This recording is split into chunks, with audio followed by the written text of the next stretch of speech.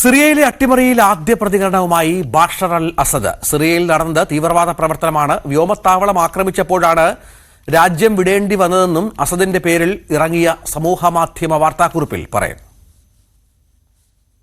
സിറിയയിൽ വിമതരുടെ അട്ടിമറിയെ തുടർന്ന് നാടുവിടേണ്ടി വന്ന പ്രസിഡന്റ് ബാഷർ അൽ അസദിന്റെ ആദ്യ പ്രതികരണമാണ് പുറത്തുവന്നത്. മോസ്കോയിൽ അഭയം തേടി 9ാം ദിവസം വാർത്താക്കുറിപ്പിലൂടെയാണ് പ്രതികരണം. സിറിയയിൽ നടന്നത് തീവ്രവാദ പ്രവർത്തനമാണ്. സിറിയ വിടാൻ നേരത്തെ തീരുമാനിച്ചിരുന്നില്ല. തീവ്രവാദികൾക്കെതിരെ പൊരുതുകയായിരുന്നു ലക്ഷ്യം. ഡിസംബർ 8 പുലർച്ചെ വരെ ദമാസ്കസിലായിരുന്നു. റഷ്യൻ വ്യോമത്താവളം ഭീകരർ ആക്രമിച്ചപ്പോഴാണ് രാജ്യം വിടേണ്ടി വന്നത്. വ്യോമത്താവളത്തിൽ ആക്രമണമുണ്ടായതോടെ റഷ്യൻ അധികൃതർ തന്നെ മാറ്റുകയായിരുന്നു. ഭീകരരുടെ കൈയിലകപ്പെട്ടാൽ രാജ്യത്ത് തുടരുക അസാധ്യമെന്നും ബാഷർ അൽ അസദ് പറഞ്ഞു. സിറിയൻ ജനങ്ങളുമായുള്ള ബന്ധത്തിൽ ഇടിവുണ്ടാകില്ല. സിറിയ സ്വതന്ത്രമാകുമെന്ന് പ്രതീക്ഷിക്കുന്നതായും വാർത്താക്കുറിപ്പിൽ പറയുന്നു.